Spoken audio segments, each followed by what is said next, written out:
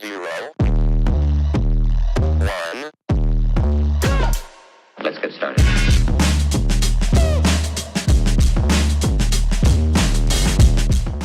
Hey, welcome back to the reinvention room.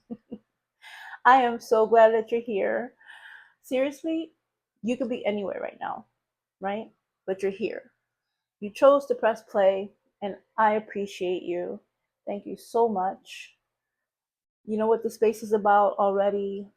It's about having conversations that make us grow, open our eyes to realities that we don't normally see.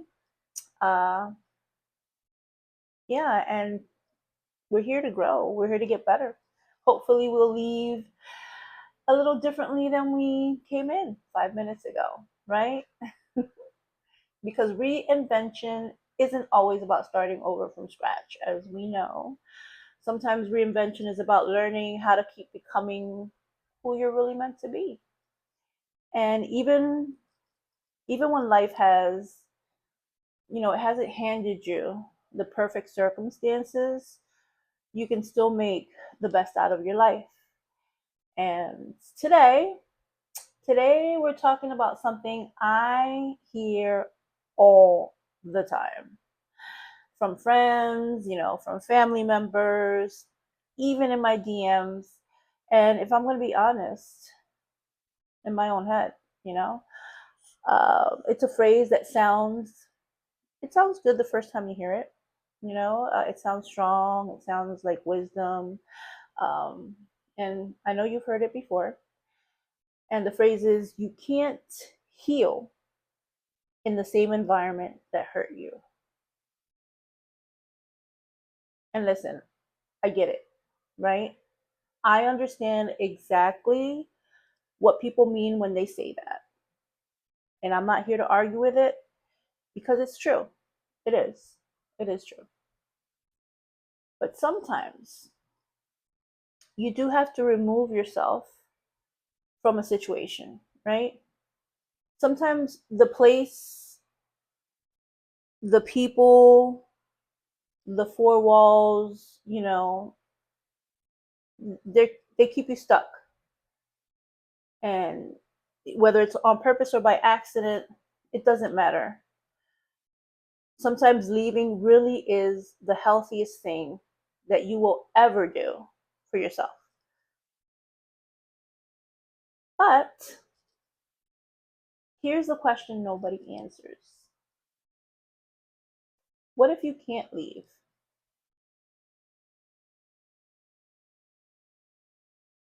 What if you know that changing is going to require money? Leaving is going to require finances, but the money isn't there right now. What if you're trying to save and every time you get close, something happens and you're back at zero?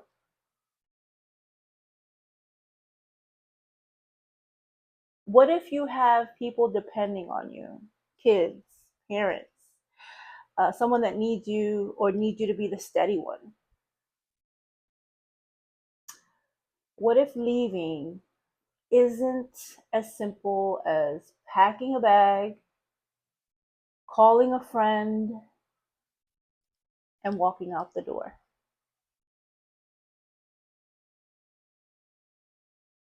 Because the truth is, not everyone has the ability to just get up and go. Not everyone gets to make that clean cinematic exit, right? Some of us have to be strategic. Some of us have to be patient. And some of us have to stay a little longer than what we want to for reasons that are nobody else's business but our own. But now, before I go any further, I do need to stop and say something very clearly because this matters too much to leave to chance, okay?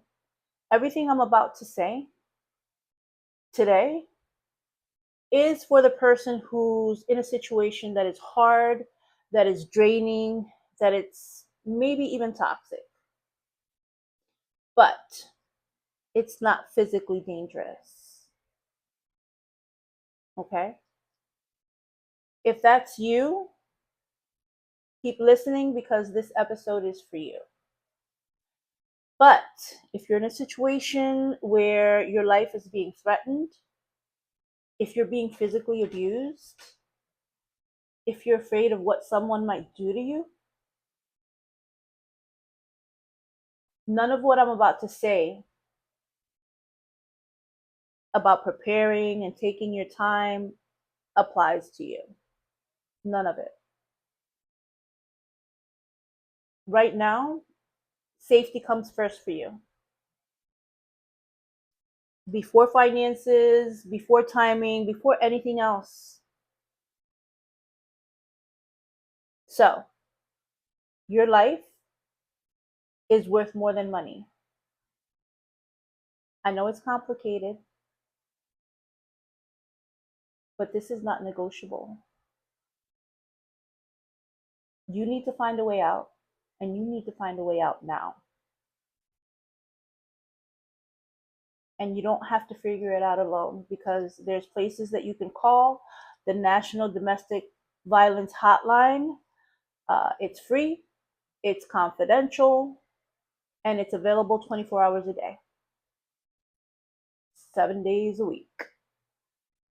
The number is 1-800-799-7233. You can also text the word START, START, to 88788, or you can go online to the hotline.org. That's THEHOTLINE.org.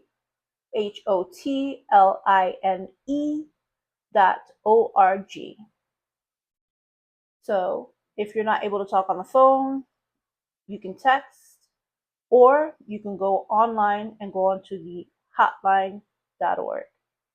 Okay? That's if you're in immediate danger. But if you're really, really, really in danger, 911 is the best way. Please call 911. You are not overreacting. You are not being dramatic. You deserve to be safe. And there are people whose entire job is to help you get there. So please reach out. Please take care of yourself. Okay? All right. So I just wanted to put that out there before I went on. But back to the people that are stuck, right? But not in danger. Stuck in a job, in a house, a season, a situation that isn't good for us. But it's it's not putting our lives in risk either. So when people in that spot hear advice like just leave, that doesn't feel like encouragement. That feels like one more thing that you're failing at. Because, they already know something has to change, right? Like we already know that when something has to change, we already know. They're not confused about that part. What they're actually confused, or what they're actually asking, because I was in that position, so I should say we actually are asking, how am I supposed to do this? How am I supposed to just leave, get myself out of this situation so nonchalantly? Like, don't you think if I could, I would have? Where would I go? How do I afford this? What am I supposed to do until then if I can't leave now? These are all valid questions, really good questions, and questions that usually aren't answered, right? It's always like get up and go. You cannot heal in the same place that you've, been hurt. And again, which is true. But you are not out of luck just because you're still there. Your healing does not have a waiting room. It doesn't, it's not on pause until your circumstances line up perfectly. Okay? In fact, and I need you to really hear this one. Sometimes we have to learn how to grow in the middle of the storm. Not because we love the storm, not because we're choosing to suffer, but because sometimes the only way out is to build our strength while we're still finding our way through.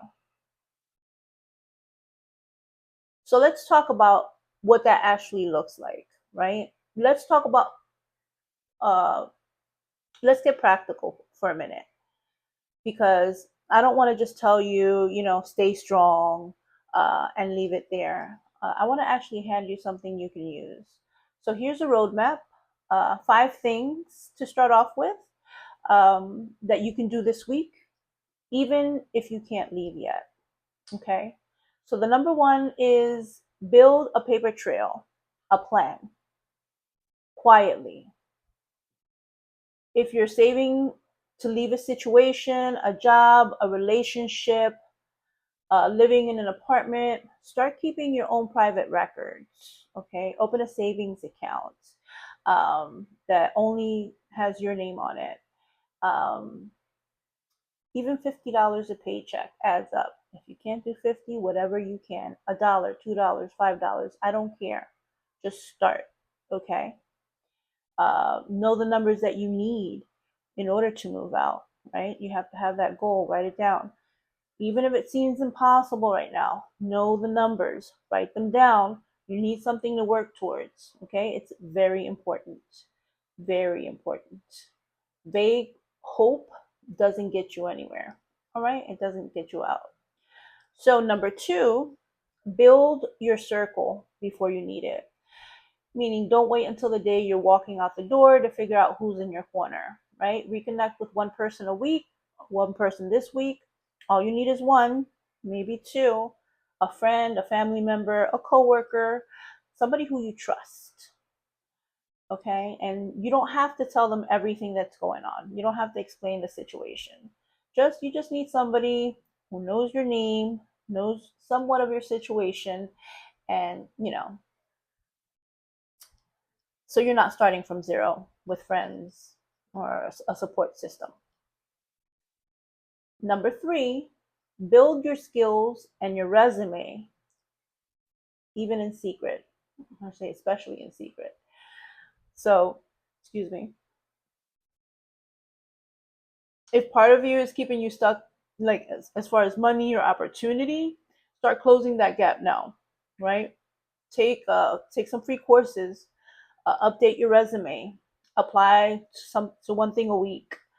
Um, Even if you're not ready to take it yet, just apply. You're not wasting time by preparing.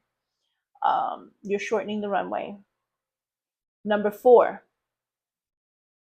build your paperwork. Basically, I know this one isn't glamorous. Nobody likes to do it. Trust me, I know. But know where your ideas, know where your important documents are, and if it's safe to do so, keep copies somewhere that isn't controlled by anyone else. Okay? Being organized isn't dramatic, it's protective. It means that when your moment comes, you're not scrambling. If you have to open a safety deposit box, do so. And number five, build your mind every single day. You don't think this is the important one, but this is the most important one. Okay? Because if you skip this, everything else is just going to fall apart. Your mind has to be intact. You have to know what you're doing And you have to be positive about it. You have to feed yourself something that reminds you who you are outside of this situation. Okay? Because you are not the situation. You can listen to a podcast, hey, maybe even this one, a book, a voice memo to yourself at the end of the day or at the end of a hard day that you need, some upliftment. Say something out loud that you're grateful for, um, and that you're working towards. Your mindset is not a decoration, okay? It is the thing that will either carry you out or convince you to stay. So choose what you're feeding it on purpose. So none of these 5 things require you to leave today. That's the good part. You can do that right now. But every single one of these moves gets you closer and gets you closer and gets you closer and gets you closer to that day when you can. So now, back to the heart of it. Maybe right now you can't change your environment. Fine. Let's start smaller than that. You can start changing what the environment has access to. You can decide today that it is no longer touching your peace, your self talk, or the sense of who you are. You can stop letting that situation define your worth. You can stop replaying every negative thing that has ever been spoken over you like it's a fact instead of just someone's opinion.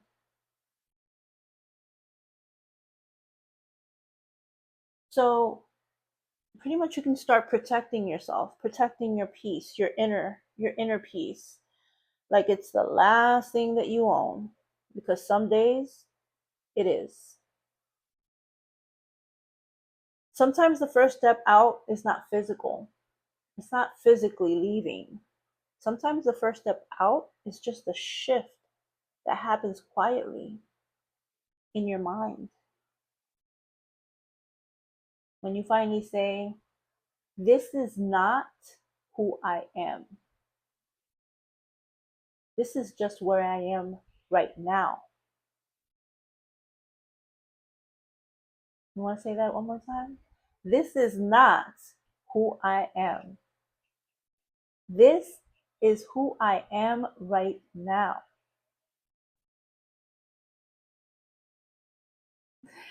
I love the way that sounds. I love the way it feels. Your circumstances are not your identity. Your current situation does not write your future. And maybe, just maybe, your job right now isn't to stage some dramatic overnight escape. Maybe your job in this season is just to prepare. Prepare your finances, even $5 at a time, $1 at a time, whatever, 50 cents, I don't care. The point is to get yourself used to putting it aside and not touching it. And it'll build. Prepare your mindset so that when the doors open, you don't talk yourself out of walking through it. Prepare your confidence so you remember what you're actually capable of. Prepare yourself for the next chapter because it is coming. It is coming. And I want you dressed and ready when it gets here. Not still trying to convince yourself that you deserve it. Now, a lot of people think healing only begins the day that you walk out the door. And sometimes, sure, that's true. But sometimes healing begins the moment you start believing you deserve better, even before a single thing about your situation is changed. Sometimes healing begins the moment you stop waiting for permission to take yourself seriously. Sometimes healing begins quietly, in private, while you're still standing in the exact same spot you've been standing in for months. Nobody claps for that part. Nobody sees it, but it's real. And it counts. So, to the person listening right now who feels stuck, and I know you're out there because I've been you, I want you to really hear this clearly. Just because you're still there does not mean you're failing. Just because your exit hasn't happened yet does not mean you're not making progress. Progress doesn't always look like a moving truck and a new zip code. A lot of the time, progress looks like small stuff nobody even notices. Progress is saving the first dollar, even when it feels pointless. Progress is learning one new skill on your lunch break. I love that one. Progress is setting one boundary you've never set before, even if your voice shook when you said it. Progress is waking up one random Tuesday out of nowhere and realizing I'm not the same person I was 6 months ago. What? Do not underestimate what happens when you start changing from the inside out. I promise you, eventually, the outside has no choice but to catch up. Life does not always hand us the timeline that we asked for. Sometimes we have to make adjustments we didn't plan on. Sometimes we take the long road instead of the shortcut. Sometimes we have to play the hand we're dealt while we're actively working toward a better one. But I need you to remember this because it's the whole point to today's episode. A delay is not a denial. A pause is not the end of your story. And being stuck in a place does not mean you have to stay stuck as a person. So, if you're listening today and you are sitting right in the middle of an environment that you are trying to leave, hear me on this. Don't give up on yourself. Use this time. Don't waste it. And don't punish yourself for still being in it. Build yourself right where you are standing right now. Strengthen yourself one small decision at a time. Prepare yourself using that roadmap that we just talked about because the day is coming when you get to make that move. And when that day finally comes, and it will, you won't just be leaving a place. You're going to be stepping into the person you have been quietly becoming the entire time.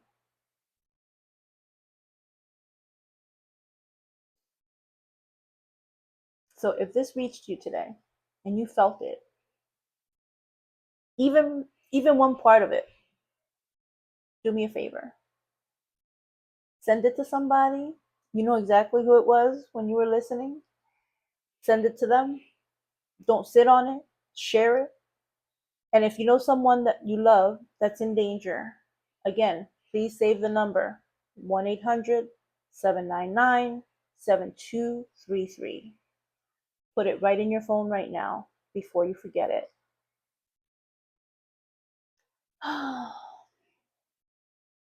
Thank you for being here. Another beautiful episode of the Reinvention Room.